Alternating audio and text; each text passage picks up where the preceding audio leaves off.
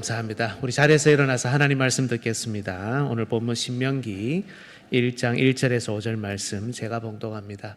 하나님의 말씀을 잘 들으십시오. 이는 모세가 요단 저쪽 숲 맞은편의 아라바 광야 곧 바란과 도벨과 라반과 하세롯과 디사합 사이에서 이스라엘 무리에게 선포한 말씀이니라. 호렙산에서 세일산을 지나 가데스 바네아까지 10하룻길이었더라. 40째 해 11째 달 그 달 첫째 날에 모세가 이스라엘 자손에게 여호와께서 그들을 위하여 자기에게 주신 명령을 다 알렸으니 그때는 모세가 헤스본에 거주하는 아모리 왕 시혼을 쳐 죽이고 에드레이에서 아스다롯에 거주하는 바산 왕 옥을 쳐 죽인 후라. 모세가 요단 저쪽 모압 땅에서 이 율법을 설명하기 시작하였더라. 일러스되 아멘. 네, 자리에 앉아 주십시오. 여러분, 계속해서 우리 지금 해나가고 있는 순서를 알고 계시죠? 창세기부터 출애굽기, 레위기, 민수기 1장 1절을 살폈든지 아니면 가장 첫 번째 내용을 살피고 있었고요. 오늘 다섯 번째 책인 신명기 1장입니다. 흐름을 따라가면 성경의 좀 흐름을 파악하실 수 있는 데 도움이 되어서 이번에 특별히 이렇게 좀 진행을 하고 있습니다. 여러분, 신명기는 죽음을 앞둔 모세가 이스라엘에게 마지막으로 한 설교입니다. 오늘 본문 5절을 보시면 모세가 요단 저쪽 모압 땅에서 이 율법을 설명하기 시작하였더라. 이렇게 설교가 시작되고요. 그리고 32장 45절에 모세가 이 모든 말씀을 온 이스라엘에 말하기를 마치고 여기서 설교가 마감이 됩니다. 총 34장으로 구성되어 있는 이 신명기 가운데 1장에서 시작한 것이 32장에서 끝나니까 사실 신명기 전체는 이스라엘을 위한 거대한 설교와 같다, 이렇게 평가를 할 수 있습니다.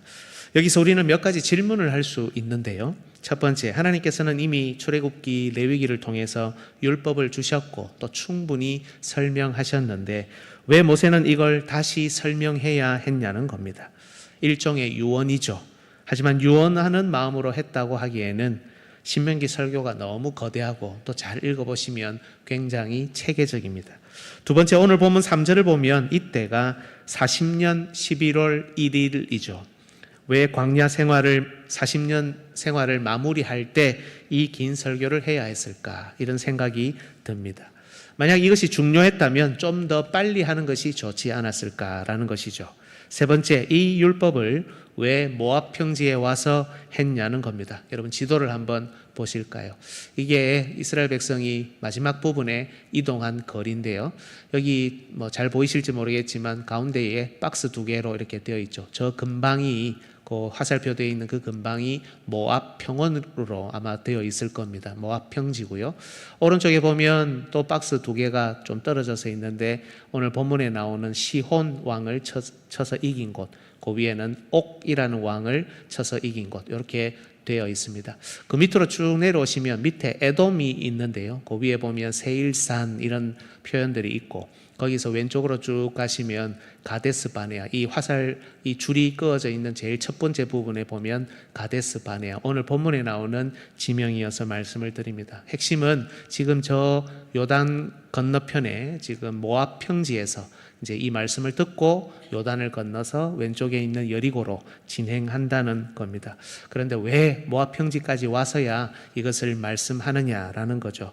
오늘 본문 4절에도 보면 바산 왕 옥 그리고 아모리 왕 시혼을 쳐서 승리했다는 그 후에 이 말씀을 한다는 내용이 있죠. 이건 또 우리에게 어떤 의미를 줄까? 이런 생각을 해볼 수 있다는 겁니다. 여러분, 하나님께서는 신명기 이 거대한 설교를 모세를 통해 이스라엘에 말씀하셨고 이걸 성경으로 우리에게도 남겨주셨습니다. 그리고 하나님께서는 우리도 이 거대한 설교를 듣기를 원하십니다. 왜 이 설교를 들어야 하며 이 설교를 통해 무엇을 기억하고 생각해야 하는지 오늘 한번 살펴보겠습니다. 오늘 설교의 주제는 이것입니다. 같이 한번 읽어볼까요? 시작. 하나님께서는 새 시대를 맞이하는 새로운 세대가 중보자를 통해 하나님 말씀 전체를 다시 듣기 원하신다. 네, 새 시대를 맞이하는 새로운 세대가 중보자를 통해 하나님 말씀 전체를 다시 듣기를 원하신다는 겁니다. 그렇다면 여러분, 하나님께서 왜 이걸 원하시는지 질문해야 되겠죠. 첫 번째, 우리는 말씀을 통해 과거를 돌아보기 때문입니다. 2절에서 3절. 두 번째, 우리는 말씀을 통해 현실을 넘어 미래를 바라보기 때문입니다. 4절에서 5절. 이 순서로 하나님의 말씀을 전하겠습니다. 첫 번째, 말씀을 통해 우리는 과거를 돌아봅니다. 여러분, 오늘 본문은 모세가 율법을 설명하기 시작했다라고 말하면서 한 가지 의미심장한 내용을 먼저 말씀합니다. 그것이 본문 2절입니다. 호렙산에서 세일산을 지나 가데스 바네아까지 10하루길이었더라.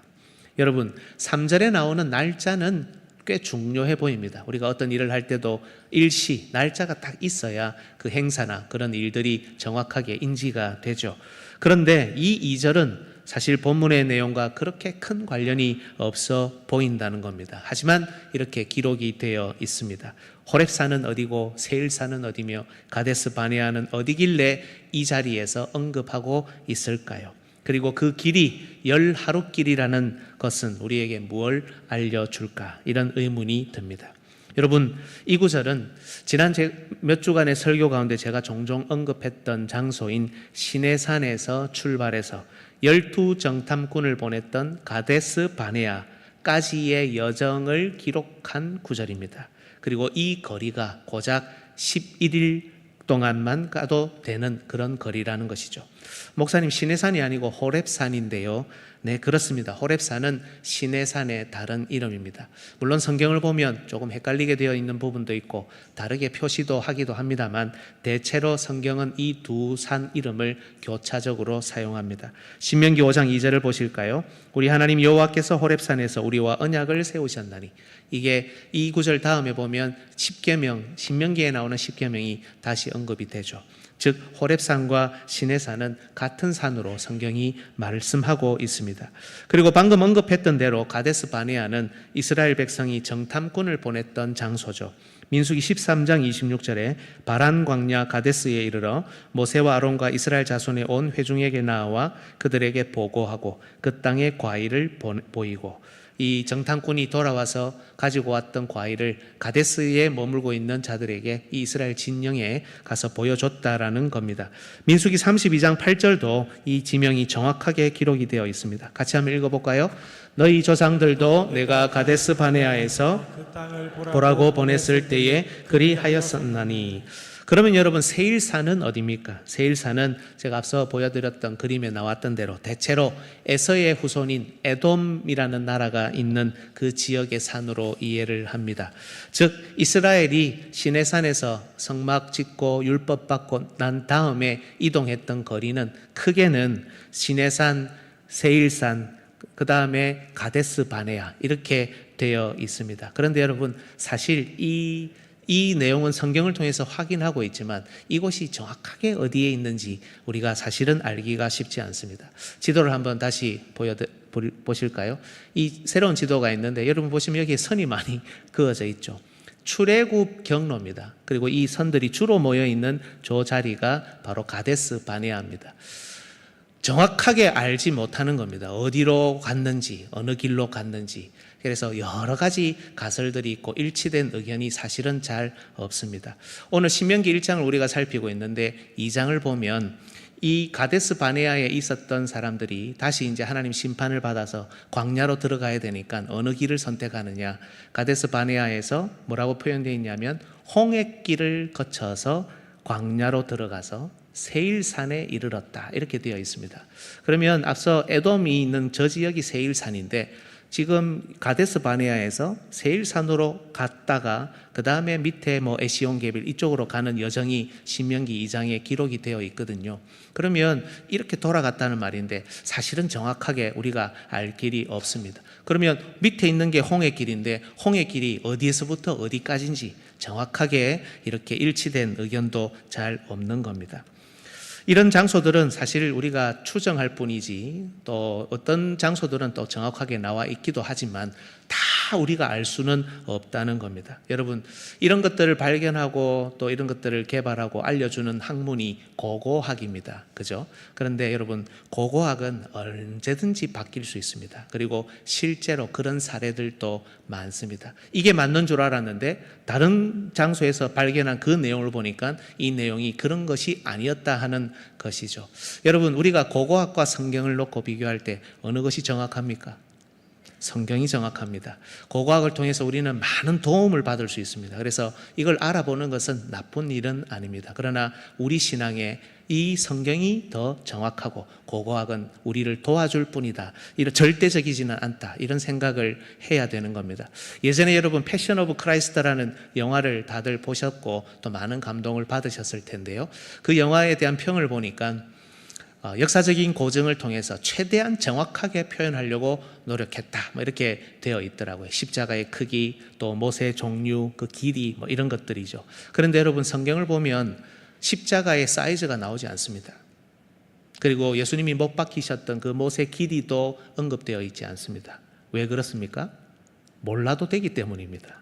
그런데 성경을 보면 우리 주 예수 그리스도께서 벌거벗긴 채 치욕을 당했다고 합니다.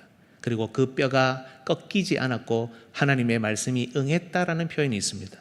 왜 그렇습니까? 그거는 우리가 알아야 되기 때문입니다. 따라서 여러분, 중요한 것은 이런 장소를 정확하게 어떻게 알 수 있느냐, 이것보다 성경 본문을 우리가 신뢰하는 가운데 성경이 말씀하시는 내용의 의미를 잘 깨달으려고 노력해야 한다는 겁니다. 즉 2절의 1차적인 의미는 이 1차 베이스 캠프였던 시내산에서 정탐꾼을 보냈던 가데스 바네아까지의 거리가 10하룻길이었다라는 겁니다. 거기에 불과했다라는 겁니다. 하지만 이스라엘은 이 10하룻길에 해당하는 가나안 입구에서 가나안으로 들어가지 못한 채 무려 몇 년을요? 40년을 세월을 허비해야 했다는 겁니다. 그 결과가 바로 3절에 나옵니다.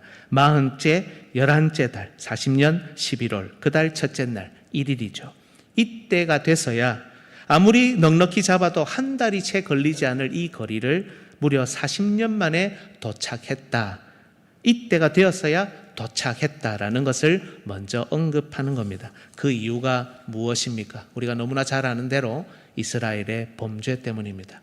먼저 이스라엘은 하나님께서 주신 선물, 하나님께서 약속하셨던 이 허락하신 땅을 악평했습니다. 민수기를 보면 그들이 악평했다고 되어 있습니다. 정말 아름답다, 정말 과일들이 크고 사람들이 장대하고 풍족하고 모든 것이 아름다웠다라고 했지만 그 땅을 악평했습니다. 그래서 그들은 정확하게 40일 이 정탐한 날의 하루를 1년으로 환산해서 40년을 광야에서 지내야 했죠. 여러분, 여기서 우리는 이 부분에 관한 중요한 적용점을 살펴야 합니다. 사실 우리는 감정의 영향을 받고 있지 않습니까? 그러다 보니 불평하고 갈등하고 분쟁하는 것을 쉽게 생각하는 경향이 있습니다. 그래서 아마 우리 중에 불평과 원망 그리고 갈등과 분쟁을 경험하지 않은 분은 아무도 없을 겁니다. 그죠? 그런데 여러분, 이걸 경험해 보니까 어떻든가요? 에너지를 정말 낭비하구나라는 생각이 결국에는 들지 않습니까? 그러니 시간을 허비하며 뺑 돌아가야 하는 겁니다. 한 사람의 불평도 그러한데 한 가정의 불평, 한 기관의 불평, 한 교회의 불평은 어떻겠습니까? 정말 10하룻길밖에 안 되는 이 거리를 무려 40년을 돌아갈 수도 있다는 겁니다. 우리는 끊임없이 이 불평과 원망 그리고 갈등과 분쟁의 폐해를 반드시 기억해야 하며 어떤 경우에도 잘 해결하려고 노력해야 한다는 겁니다. 하지만 여러분, 이스라엘의 범죄는 이 악평만으로 끝나지 않았죠. 지난주에 살폈던 민수기, 여러분 별명이 하나 있습니다. 혹시 아십니까? 참 재밌는데요, 민수기가 아니고 불평기라고 하는 별명이 붙어 있습니다. 즉 민수기에는 이런 별명이 붙을 만큼 광야 이스라엘의 불평과 반역 그리고 그로 인한 범죄가 정말 자주 나타났다는 겁니다. 불평기라고 할 만큼 전체가 다 불평이었다는 뜻이죠. 그런데 여러분, 이것뿐만이 또한 아닙니다. 민수기는 여러분 광야 이스라엘의 40년을 세월을 다루지만 잘 살펴보면 사실은 첫 1년 조금 더 되는 시간하고 마지막 1년 약 한 2년의 시간만 기록되어 있을 뿐입니다. 그래서 오늘 본문도 40년 11월 1일이라고 그 날짜를 알려주죠. 그 사이에 약 38년간의 세월은 여러분 이스라엘이 광야 어디를 갔는지, 거기서 어떻게 살았는지, 거기서 뭘 했는지 전혀 알 길이 없습니다. 성경은 그에 대해서 침묵합니다. 하지만 여러분 이 모든 문맥과 과정을 통해 알 수 있는 한 가지 분명한 사실은 지난 40년 동안 이 불평과 반역이라는 범죄를 이들이 반복했다는 겁니다. 민수기 26장에 제가 지난주에 계수 2번 있다고 말씀드렸는데요. 두 번째 계수, 마지막 계수를 하기 전 광야 생활 제일 끝부분에 일어난 일이거든요. 이 계수를 하기 전의 본문을 보면 그때도 이들은 모압에서 심각한 음행을 저질렀습니다. 그래서 하나님의 엄청난 진노를 받아 많이 죽어야 했고 이스라엘 공동체는 철저하게 권징을 시행했어야 했습니다. 그리고 이들은 지난 40년 동안 이 마지막 막바지에도 이런 죄를 지었다고 하는 거니까요. 거의 이 40년 동안 막바지에 이를 때까지 계속해서 범죄를 저질렀고 비록 역설적이지만 이 거대한 설교를 들을 준비가 전혀 되어 있지 않았다는 겁니다.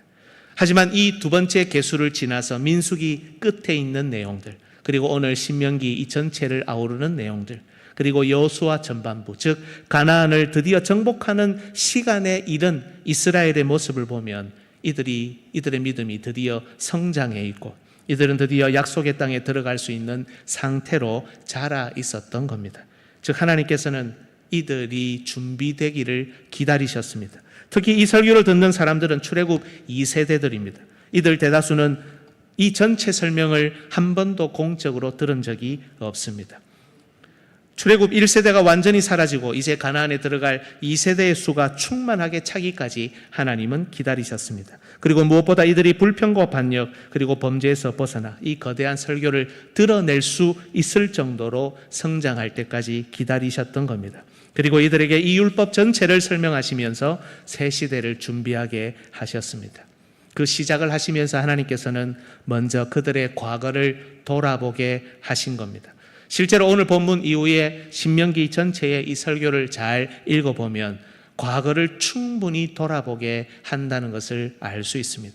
하나님께서 그들을 어떻게 은혜 가운데 인도하셨는지, 하지만 그들이 하나님께 얼마나 잘못하며 반역하고 범죄했는지 그걸 하나하나 다 돌아보게 하나님이 설교를 해주셨다는 겁니다. 주 안에서 사랑하는 여러분, 설교, 바로 하나님의 말씀은 무엇보다 우리에게 우리의 과거를 돌아보게 합니다. 처음에는 이 설교를 들을 힘이 없습니다. 이 거대한 설교를 드러내고 또 낼 수 있어야 진정한 복으로 약속의 성취로 나아갈 수 있는데 처음에는 들을 수준이 아직은 아니라는 겁니다. 하지만 복으로 향하는 성취로 향하는 그 짧은 거리를 뺑뺑 돌아서 겨우 모압 평지에 왔을 때 드디어 이 설교가 들리기 시작합니다. 그런데 그때 여러분 가장 먼저 귀에 들어오는 것은 다른 것이 아닙니다. 뭐가 먼저 들어옵니까? 바로 우리의 과거입니다. 과거의 범죄가 떠오르고 과거의 연약함과 부족함이 먼저 드러납니다. 하나님의 말씀을 들을 수 없었던, 하나님의 은혜와 복을 누릴 수 없었던 어제가 가장 먼저 우리 눈과 귀에 들어옵니다. 때론 이 과거를 외면하고 싶습니다. 부인하고 싶습니다. 하지만 이 설교를 들어야 합니다. 이 거대한 설교를 눈으로, 귀로, 가슴으로 들을 수 있어야 합니다. 그래서 이 설교 중에 떠오르는 과거를 마주보고 서야 합니다. 그래야 은혜로, 복으로, 약속의 성취로 새로운 시대와 사명으로 나아갈 수 있기 때문입니다. 여러분, 우리가 예수 그리스도 십자가를 처음 만났을 때를 한번 기억해 보십시오. 무엇이 우리의 가슴을 치고 무엇이 우리를 겸손하게 하며 무엇이 가장 먼저 우리 가슴에 담겼던가요? 바로 우리가 과거에 지은 죄, 우리가 과거에 부족했고 연약했던 모습이지 않습니까? 이걸 외면하고 받아들이지 않고 이걸 거부할 때 하나님의 은혜는 거기에 임하지 않습니다. 하나님의 복과 선물도 주어지지 않습니다. 새로운 시간, 새로운 사명은 오지도 않습니다. 그걸 통과한 사람들에게만 이런 일들, 이런 복, 이런 시간, 이런 사명들이 새롭게 주어지지 않습니까? 오늘도 우리에게 말씀을 들려주시는 우리의 중보자 예수 그리스도께서는 이 거대한 설교를 통해 우리가 먼저 우리의 과거를 돌아보기를 원하십니다. 과거를 기억하고 잊지 않기를 원하십니다. 주 안에서 사랑하는 여러분, 여러분은 여전히 이 설교 가운데 여러분의 과거를 기억하고 돌아보며 가슴에 담고 있습니까? 예전에 예수님과의 첫사랑 때 말씀이 처음 들리기 시작했을 때는 여러분의 과거를 돌아보고 기억하다가 지금은 혹시 외면하고 있지 않습니까? 아주 오래전 과거는 기억하면서 어제 있었던 일, 지난주에 있었던 일, 한 달 전에 있었던 불평과 원망과 갈등과 분쟁은 혹시 외면하고 있지 않습니까? 두 번째, 우리는 말씀을 통해 현실을 넘어 미래를 바라볼 수 있습니다. 여러분, 오늘 본문은 정말 여러 가지로 불필요한 상황을 또 설명하는 것 같습니다. 4절을 한번 보십시오. 같이 한번 읽어보겠습니다. 시작. 그때는 모세가 헤스본에 거주하는 아모리 왕 시온을 쳐 죽이고 에디레이에서 아스다롯을 거주하는 바사랑 옥을 쳐 죽이는구나. 네, 여러분 지금 중요한 게 이 신명기 자체의 목적을 보면 이런 배경을 설명하는 것이 아니지 않습니까? 율법의 내용 자체가 중요하고 어떻게 하면 이걸 이스라엘 백성에게 쉽게 잘 설명할 수 있을까? 이게 중요하잖아요. 그런데 굳이 다시 한번 이런 배경을 떠올리게 기록하고 있다는 겁니다. 그 이유가 무엇일까요? 여러분, 아모리 왕 시혼과 바산 왕 옥을 쳐서 승리하는 내용은 민수기 21장에 나옵니다. 그런데 여러분, 사실 이 광야 시대 제일 마지막 부분에 일어난 일인데요. 여러분, 사실 광야의 이스라엘은 지금 다른 나라를 치고 정복할 상황은 아니지 않습니까? 광야에서 벌받아서 이렇게 유리방황하고 있고 광야에서 갇혀서 생활하고 있는데 누구를 치고 누구를 정복하고 누구를 이깁니까? 그죠? 그런데 하나님은 이 일이 일어나게끔 그들을 인도하셨습니다. 지도를 한번 다시 볼까요? 앞서 말씀드렸던 대로 시혼과 옥이 이 오른쪽 편에 위에 있습니다. 그리고 여러분 잘 보시면 밑에 에돔이 있는데 위치가 어떠냐면 에돔, 모압, 암몬, 성경에 나오는 아람 이런 나라 보셨죠? 그게 그 위에 있습니다. 에돔, 모압, 암몬, 아람 이런 순서로 되어 있습니다. 아모리 왕 시온의 영역은 지금 보셔서 알겠지만 가나안으로 들어가는 길목에 있었습니다. 이스라엘의 목표는 가나안 땅으로 들어가고 가나안을 정복하는 것이지 사실 에돔이나 모압이나 암몬 이 요단 동쪽을 정복하는 것은 아니었습니다. 사실 이들도 과거에 오래전에는 그들의 형제였지 않습니까? 그래서 처음에는 아모리 왕 시온에게 사신을 보내어서 그냥 이 땅을 지나가게 해달라고 요청했습니다. 아무것도 건드리지 않고 어떤 피해도 주지 않고 조용히 지나가겠다고 말입니다. 민수기 21장 22절 우리에게 당신의 땅을 지나가게 하소서. 우리가 밭에든지 포도원에든지 들어가지 아니하며 우물물도 마시지 아니하고 당신의 지경에서 다 나가기까지 왕의 큰 길로만 지나가리이다 하나. 하지만 여러분 이렇게 말했는데 시혼이 거절합니다. 거절했을 뿐만이 아니고 군대를 거느리고 오히려 이스라엘을 치러 나옵니다. 이스라엘을 대적하는 자 하나님이 치시죠. 그래서 정복한 겁니다. 그리고 그 위에 있는 바산왕 옥도 역시 이스라엘을 치러 내려왔습니다. 그래서 모세와 이스라엘이 이들을 정복했던 겁니다. 아니 하나님께서 특별히 이들을 정복하게 하셨습니다. 사실 여러분 광야 생활 말기에 일어났던 이 정복은 정말 놀라운 일입니다. 앞서 살폈죠. 불평기를 써내려가던 40년 동안 불평기를 써내려가던 그런 연약한 백성이 이스라엘 아닙니까? 40년을 찌질하게 광야에서 생활해야 했던 백성, 눈앞에 약속의 땅이 보였지만 철저하게 광야에 감금되어 아무것도 하지 못한 채 세월을 보내야 했던 이 백성, 이들이 지금 갑작스럽게 요단 동편이지만 지금 정복에 성공하고 있는 겁니다. 여러분 이들도 할 수 있었던 겁니다. 이들도 믿음으로 교회가 걸어가는 길을 열 수 있었던 겁니다. 하나님께서는 얼마든지 그 백성의 미래를 열어가게 하실 수 있었던 겁니다. 여러분 그걸 못했던 게 이스라엘입니다. 믿음이 없어서 그렇죠. 그런데 이들이 다시금 이렇게 정복을 하면서 이 요단 동편 땅을 차지합니다. 여러분 이 의미가 무엇입니까? 약속의 땅 영역이 확장된 겁니다. 여러분 지도를 한번 다시 보실까요? 이게 12지파가 땅을 분배받은 그 지도입니다. 사실 이 가운데 이 물 있죠, 그죠? 이게 이제 저 위에서부터 요단강 내려오고 뭐 이렇게 이제 사해로 흘러가는 내용인데요. 이 왼쪽 편에 있는 것이 가나안 땅, 우리가 흔히 말하는 가나안 땅입니다. 그런데 이 요단 동편을 차지해서 지금 12지파의 땅이 이렇게 결정이 되어 있는 겁니다. 즉 여러분, 이스라엘은 이 본토, 원래 차지해야 되는 가나안 땅을 정복하기 전에 이 확장판을 먼저 맛본 겁니다. 이 경험은 이들에게 믿음의 자신감을 불어넣었을 것이 분명합니다. 지도 이제 괜찮습니다. 우리는 안 되는 사람인 줄 알았는데 하나님이 함께하는 길이라면 얼마든지 이길 수 있네. 여러분, 이걸 믿으십시오. 우리 그리스도인은 안 되는 사람들이 아닙니다. 우리가 불평하고 원망하고 갈등하고 분쟁해서 그렇지 우리는 충분히 이기고 충분히 확장하며 충분히 승리할 수 있는 군대입니다. 그런데 여러분, 이 승리를 한 후에 바로 그 모압 평지에서 하나님께서는 이 신명기의 거대한 설교를, 죄송한 표현입니다만 이 표현보다 더 좋은 걸 못 찾겠습니다. 이 거대한 설교를 하나님이 해대기 시작하십니다. 여러분, 오늘 본문의 9절의 연결이 재미있죠. 4절 끝부분을 한번 보십시오.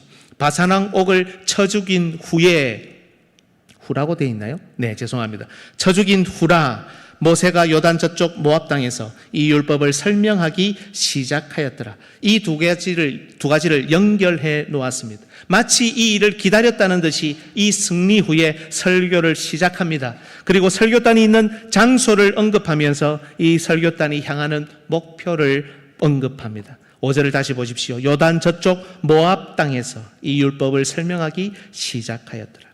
비록 어디를 향하는지 정확히 언급하지 않지만 요단 저쪽 모압 땅에서 이쪽으로 가야 하는 자들이 지금 이 땅에서 저쪽을 바라보면서 지금 설교를 시작하고 듣고 있는 겁니다.